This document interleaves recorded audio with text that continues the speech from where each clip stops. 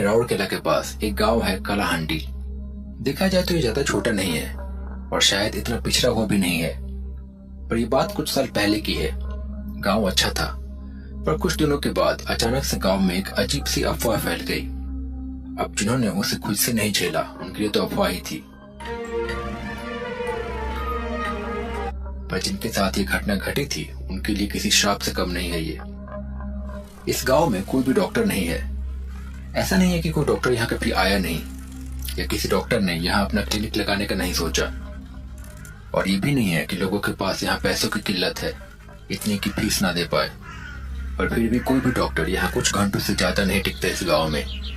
ज्यादातर डॉक्टर या तो डर के भाग जाते हैं या अगर नहीं गए तो उनकी हालत बहुत ज्यादा बुरी हो जाती है। गांव के लोगों के पास थोड़े बहुत पैसे हैं, पर गांव में बहुत ज्यादा अमीर लोग नहीं है। सुबह के 11 बज रहे हैं। गांव के ईंटों से बने रास्ते पे डॉक्टर गौतम धीरे धीरे गांव की ओर बढ़ते जा रहा है। गौतम साइकिल से चला रहा है। पिछले 2 हफ्तों से लगभग हर 2 दिन के बाद और अब तो हर 1 दिन के बाद गौतम को इस गांव में आना जाना पड़ रहा है। गांव के एक जाने माने आदमी विजय दास के घर में उनकी बेटी की तबीयत खराब है, पर जब गौतम उसे देखने जाता है तो उसकी तबीयत ठीक रहती है, ना बुखार ना कुछ। फिर रात को उसकी तबीयत अचानक से बिगड़ने लगती है और अगले दिन पहले से थोड़ी ज्यादा तबीयत खराब हो जाती है, सेहत गिर जाती है। गौतम धीरे धीरे दास बाबू के घर पहुंच गया। डॉक्टर बाबू आइए आइए, आपका इंतजार कर रहा था मैं। डॉक्टर साहब की वहां बहुत ज्यादा खातिरदारी और अहमियत है। कैसी है रेनू, अब कुछ सुधार है कि नहीं? अब मैं क्या बताऊं, चलिए आप खुद ही देख लीजिए। डॉक्टर गौतम धीरे धीरे एक कमरे में दाखिल हुए। एक बड़े से पलंग पे रेनू लेटी हुई है, आंखें बंद है, तबीयत बिगड़ती जा रही है। कभी अच्छी खासी हंसती खेलती हुई रेनू को अचानक से न जाने क्या हो गया है। गौतम ने रेनू को थोड़ा चेक किया और देखा, और डॉक्टर के चेहरे पे आश्चर्य के भाव थे। ऐसा लग रहा था जैसे कुछ सोच रहा हो। कमरे में डॉक्टर के अलावा दास बाबू, उनका लठैत, उनका नौकर भोला और उसकी पत्नी भी है। दास बाबू की पत्नी कुछ साल पहले ही चल बसी। समझ में नहीं आ रहा है, सब कुछ तो नॉर्मल है। बुखार, प्रेशर, टेस्ट की रिपोर्ट भी आ गए हैं, वो भी नॉर्मल है, पर फिर भी जाने की तबीयत इतनी ज्यादा क्यों बिगड़ते जा रही है? डॉक्टर साहब, मैंने तो पहले ही बोला है आपको कि इसकी तबीयत रात को ही खराब होती है, दिन को तो ठीक ही रहती है। अब तो और ज्यादा बिगड़ती जा रही है तबीयत इसकी। हाँ, वो तो आपने बताया है, पर इसके लिए मुझे इसे पूरे दिन निगरानी में रखना पड़ेगा, और आप इसे शहर के अस्पताल में भर्ती भी नहीं करवा रहे हैं। हाँ, वो तो मैं जानता हूँ। एक काम करिए, आप 1-2 दिन यहीं रुक जाइए। 1-2 दिन रात को इसे देख लीजिए और आखिर इसकी तबीयत क्यों खराब हो रही है पता कर लीजिए। वो सब तो ठीक है, पर इस गांव के बारे में बहुत सारी अफवाहें हैं, इसलिए कोई डॉक्टर यहाँ रुकता नहीं।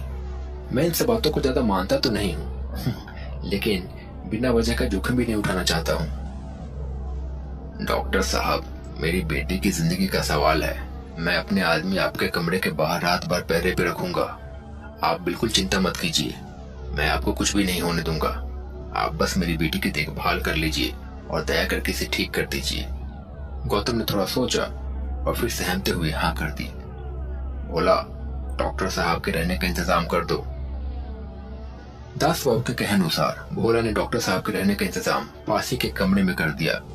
ये एक छोटा सा घर है जिसमें बस एक ही कमरा था, शायद ये मेहमानों के रहने के लिए ही बनाया गया था। धीरे धीरे शाम ढल आई। डॉक्टर साहब के लिए घर के ठीक बाहर शाम को भोला ने आग जला दी। डॉक्टर साहब को अकेला न लगे इसलिए दास बाबू ने कुछ देर के लिए भोला को उनके साथ रहने को कहा।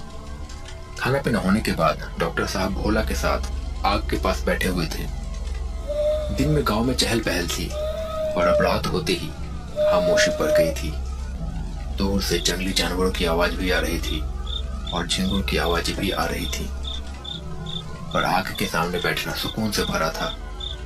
भोला, एक बात बताओ, तुम्हें भी लगता है कि गांव में जो अफवाह फैली है कि कोई डॉक्टर सही सलामत गांव में टिक नहीं पाता, क्या ये सही है? साहब, मैंने खुद अपनी आंखों से कभी देखा तो नहीं है, लेकिन कुछ मैंने और मेरे दोस्तों ने और बाकी लोगों से सुना है, उनका मानना है कि ये सही बात है। उनको तो ये भी पता है कि शुरू कब और कैसे हुआ था। क्या हुआ था? ठीक ठीक तो पूरी बात नहीं पता है। आज से करीब 4 महीने पहले गांव के एक आदमी मोहंता की पत्नी की तबीयत बहुत ज्यादा खराब हो गई। उस समय गांव में 2 डॉक्टर थे। मोहंता उनके पास गया। देर रात हो गई थी, पर फिर भी वो उनके पास गया। उसने उन दोनों से बहुत मिन्नत की कि उनके साथ चले और इलाज करे, पर उन दोनों ने रात में जाने से मना कर दिया। इलाज के अभाव में महंता की पत्नी ने रात में ही दम तोड़ दिया। महंता अपनी पत्नी की मौत बर्दाश्त नहीं कर सका और उसने भी रात में ही दम तोड़ दिया। कई दिनों तक लोगों को उनके बारे में पता भी नहीं चला, पर 8-9 दिनों के बाद लोगों को उस बात का पता चला और 10वें दिन दोनों डॉक्टरों की लाश उनके घरों में मिली और तभी से ये सिलसिला शुरू हो गया। उस दिन के बाद जो भी डॉक्टर रात को इस गांव में रुका, उसने रात को ही गांव में कुछ ऐसा देखा कि रात को ही गांव से भाग गया। सच बोलूं तो उसके कई दिनों के बाद तक कोई डॉक्टर दिन में भी यहाँ नहीं आता था, पर अब कुछ दिनों पहले से कम दिन में तो डॉक्टर आ जाते हैं, जिससे गांव वालों का थोड़ा बहुत इलाज हो पाता है। आपने बहुत हिम्मत का काम किया है साहब, जो यहाँ इस गांव में रात को रुक गए हैं। रेनू की तबीयत बहुत ज्यादा बिगड़ रही है। मेरा रात को रुकना बहुत ज्यादा जरूरी था, ये देखने के लिए कि आखिर हो क्या रहा है और क्यों उसकी तबीयत इतनी ज्यादा बिगड़ रही है। अच्छा चलो, अब मैं सो जाता हूँ। देर रात उठ के मुझे रेनू की तबीयत भी चेक करनी है। हाँ, आप सो जाइए। 2 लोग आपके कमरे के बाहर पहरा देंगे, आप चिंता मत कीजिए। इसके बाद डॉक्टर सोने चला गया। रात गहरी हो गई, हर तरफ सन्नाटा। धीरे धीरे कोहरा भी बढ़ने लगा। डॉक्टर कुछ सोचते सोचते सोने चला गया। थोड़ी देर में उसकी आंख लग गई। कुछ देर के बाद अचानक से उसके कमरे की खिड़की पे एक परछाई उभरी। ये परछाई कोई शैतानी ताकत थी, ये कोई भी बता सकता था। चारों ओर सन्नाटा था। उसने अपने हाथ बढ़ाए। धीरे धीरे उसके हाथ बढ़ने लगे। उसके दोनों हाथ बहुत ज्यादा बड़े और लंबे हो गए। धीरे धीरे वो दोनों हाथ डॉक्टर के गले तक पहुंचे। गौतम की नींद खुल गई। वो चिल्लाना चाह रहा था लेकिन चिल्ला नहीं पा रहा था। तभी बाहर से अचानक एक लठैत आग लेके कमरे में दाखिल हुआ। आग देखते ही वो दोनों हाथ पीछे हो गए और परछाई गायब हो गई। गौतम घबरा के अपने बिस्तर पे बैठा रहा। वहीं पे भोला भी आ गया था। मैं तो आपको बुलाने आया था कि रेनू की तबीयत बहुत ज्यादा खराब हो रही थी। तभी हमने देखा कि मकान की खिड़की पे वो शैतान था। तभी हम दोनों भागे भागे अंदर आए। आप चिंता मत कीजिए, हम आपको कुछ भी नहीं होने देंगे। गौतम ने बात सुनी और बहुत बहादुरी दिखाते हुए कहा, जो भी हो, चलो रेनू के पास चलो। गौतम रेनू के पास गया और उसने देखा कि रेनू को बहुत तेज बुखार था और जैसे वो नींद में कुछ बड़बड़ा रही थी। मैंने दवा और इंजेक्शन दे दिया है, कुछ देर में बुखार कम हो जाना चाहिए। ऐसा कह के वो वापस अपने कमरे में आ गया और बैठ गया, पर कुछ सोच के उसे नींद नहीं आ रही थी। थोड़ी देर कोशिश करने के बाद भी उसे नींद नहीं आ रही थी, तो फिर उसने बाहर आग के पास बैठने का सोचा। वो जाके आग के पास बैठ गया। दोनों लठैत अभी भी पीछे खड़े थे घर के पास। सामने दास बाबू का घर दिखाई दे रहा था। दूर से रेनू के कमरे की खिड़की भी दिख रही थी। वो सब कुछ सोच रहा था जो उसके साथ हुआ था। तभी उसने देखा कि सामने में रेनू के कमरे के नीचे फिर से वही शैतानी परछाई उभरी। धीरे धीरे वो हवा में तैरने लगी और देखते देखते ऊपर की ओर चली गई।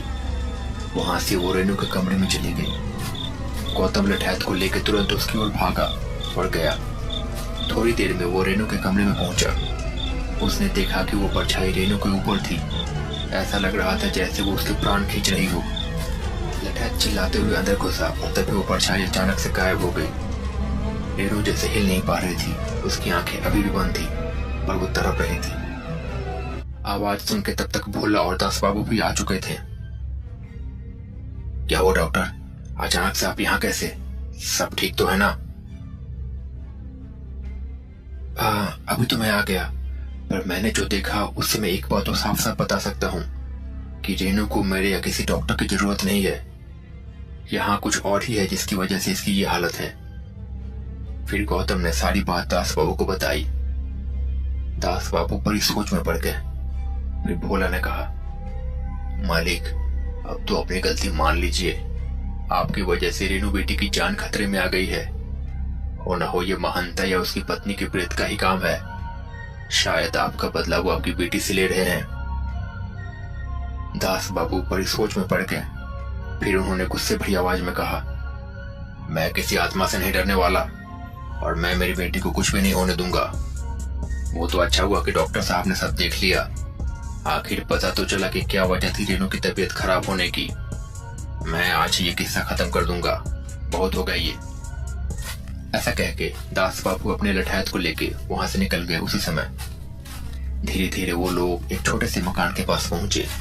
उन्होंने आसपास देखा। दास बाबू बहुत ही गुस्से में लग रहे थे। इधर गौतम बड़ी सोच में था। उसके पास भोला और उसकी पत्नी खड़े थे। गौतम को लेकिन समझ में नहीं आ रहा था कि मामला क्या है। मुझे समझ में नहीं आ रहा कि ये सब क्या हो रहा है, और शायद आप लोग कोई बात छुपा रहे हैं। आखिर दास बाबू क्यों और कहां गए इस वक्त? मैं बताता हूं आपको सब। दास बाबू इस गांव के बड़े आदमी हैं। उनके पास काफी जमीन है। कुछ जमीन तो उन्होंने अपने आप खरीदी है और कुछ जैसे तैसे हथिया ली है। लोगों को कर्ज देके अगर कोई चुका नहीं पाया या किसी और बहाने से ये लोगों की जमीन हथिया लेते हैं। कई दिनों से इनकी नजर महंता की जमीन पे थी, पर महंता ने जमीन बेचने से मना कर दिया। डराने धमकाने के बाद भी उसने साफ साफ मना कर दिया, और तो और उसने जाके पुलिस में शिकायत कर दी। इस वजह से दास बाबू अब खुलेआम उसे धमका भी नहीं पा रहे थे। फिर एक दिन, अब लगता है एक ही रास्ता बचा है वो जमीन पाने का। एक काम करो, ये ले जाके महंता के कुएं में डाल देना और जाके गांव के दोनों डॉक्टरों को ये पैसे दे देना और बताना कि उन्हें मदद नहीं करनी है उनकी। दास बाबू के कहे के अनुसार उन दोनों ने जाके महंता के कुएं में जहर डाल दिया, धीमा जहर। उस पानी से खाना बनाने के बाद महंता की पत्नी की तबीयत खराब हो गई। रात जब महंता बाजार से घर लौटा तो उसने अपनी पत्नी को तड़पते हुए पाया। वो डॉक्टरों के पास गया, पर दोनों में से किसी डॉक्टर ने उसकी मदद नहीं की। तड़प तड़प के उसकी पत्नी की जान चली गई और उसके बाद महंता ने भी दम तोड़ दिया। उसके कुछ ही दिन के बाद दास बाबू ने जमीन हड़प ली, पर फिर उसके कुछ ही दिनों में दोनों डॉक्टरों की लाशें बरामद हुई। तब से दास बाबू भी डर के जी रहे हैं, पर ये राज बस मुझे पता है। पर शायद उनके कर्मों की सजा वो आत्माएं अब रेनू को दे रही हैं। हर दिन धीरे धीरे तड़प तड़प के वो भी मर रही है। ये बात सुन के गौतम को गुस्सा भी आया और महंता और उसकी पत्नी पे दया भी। उसने एक बात गौर किया, भोला की पत्नी पर अजीब तरीके से उसे देख रही है। इधर झोपड़ी में, जला डालो उस झोपड़ी को। इस झोपड़ी के साथ उनका सब कुछ जल के राख हो जाएगा। बहुत झेल चुका हूं मैं ये सब। उनका लठैत अब मशाल लेके झोपड़ी की ओर बढ़ने लगा, पर जैसे ही वो झोपड़ी को आग लगाने वाला था, उसको किसी के गुर्राने की आवाज सुनाई दी। अचानक एक शैतानी साया उसके सामने आया और तड़प तड़प के वो भी मर रही है। ये बात सुन के गौतम को गुस्सा भी आया और महंता और उसकी पत्नी पे दया भी। उसने एक बात गौर किया, भोला की पत्नी पर अजीब तरीके से उसे देख रही है। इधर झोपड़ी में, जला डालो उस झोपड़ी को। इस झोपड़ी के साथ उनका सब कुछ जल के राख हो जाएगा। बहुत झेल चुका हूं मैं ये सब। उनका लठैत अब मशाल लेके झोपड़ी की ओर बढ़ने लगा, पर जैसे ही वो झोपड़ी को आग लगाने वाला था, उसको किसी के गुर्राने की आवाज सुनाई दी। अचानक एक शैतानी साया उसके सामने आया और अचानक से उसने लठैत के ऊपर छलांग लगा दी। देखते ही देखते कुछ ही देर में लठैत मर चुका था। दास बाबू उसे देख के बहुत ज्यादा घबरा गए। वो मुड़ के वहां से भागने लगे।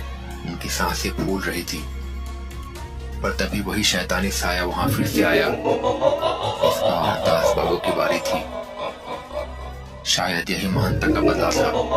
वो प्रेत उनकी ओर झपटा और पलक झपकते ही उसने उनके गर्दन का एक बड़ा हिस्सा काट खाया। दास बाबू की लाश जमीन पे पड़ी थी और फिर कुछ ही देर में वो साया वहां से गायब हो गया।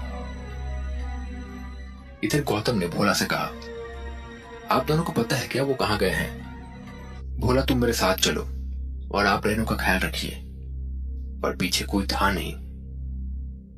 डॉक्टर बाबू, आप किससे बात कर रहे हैं? अरे मैं तो बस आपकी पत्नी को बोल रहा था, अभी तो यहीं पे थी ना, कहाँ गई? भोला ने फिर डरते डरते कहा, डॉक्टर बाबू, मेरी कोई पत्नी नहीं है और जब से आप यहाँ पे आए हैं यहाँ रेनू के अलावा और कोई औरत नहीं थी।